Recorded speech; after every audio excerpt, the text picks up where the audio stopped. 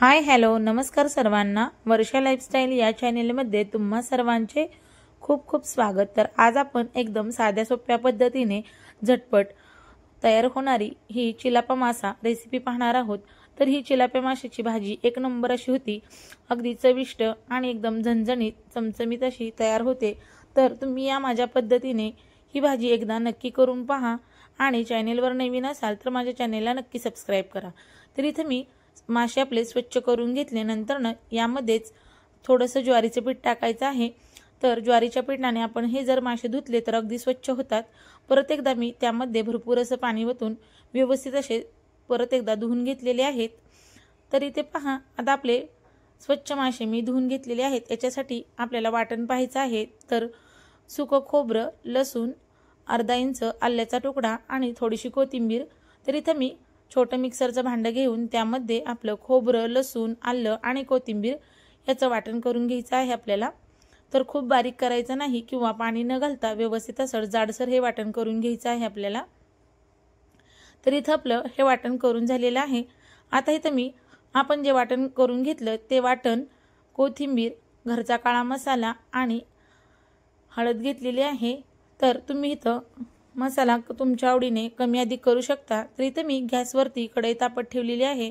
त्यामध्ये आपलं खोबरं, लसूण, आलं आणि कोथिंबीर याचं वाटण छान असं तेलामध्ये परतून घ्यायचं आहे। इथे मी ते 3 पळी भरून तेल टाकलेलं आहे। तर यामध्येच आपल्याला काळा मसाला, कोथिंबीर, हळद हे सर्व घालून घ्यायचं आहे। ते छान असं परतून घ्यायचं। नंतर यामध्ये आपल्याला मासे टाकून घ्यायचे आहेत आता। तर छान असं ते परतून झाल्यावर यामध्ये आपण माशाचे पीस सोडून घेऊया। तर इथे पहा, मी मुंडके आणि मासे हे सर्व एकत्रच करणार आहे। यामध्ये चवीपुरतं मीठ घालायचं आहे। नंतर व्यवस्थित असं हलवून घ्यायचं आहे। पहिल्यांदाच आपल्याला चांगला मासा हलवून घ्यायचा, परत हलवला तर त्याचा चिकदा होतो, त्यासाठी एकदाच चांगला व्यवस्थित हलवून घ्यायचा आहे। मिक्सरच्या भांड्यामध्येच मी अगदी थोडंसं पाणी घालून यामध्ये वतून घेतलेलं आहे। तर यामध्ये दुसरं काहीच न घालता अगदी साध्या सोप्या पद्धतीने ही भाजी तयार होते आणि एकदम चविष्ट अशी ही भाजी तयार होते। तर इथे पहा, मी व्यवस्थित हलवून याच्यावरती आता झाकण ठेवणार आहे। झाकण ठेवून हे 5 ते 7 मिनिट आपण हे छान असे शिजवून घेतलेले आहेत। तर आता आपण इथं गॅस बंद करून घ्यायचा आहे। तर या माशाला खूप वेळ लागत नाही शिजण्यासाठी। तर अगदी 5 ते 6 मिनिटात हे मासे मस्त असे शिजतात। तर इथे मी गॅस बंद करून घेतलेला आहे। तर आता मी हे मासे एका प्लेटमध्ये काढणार आहे।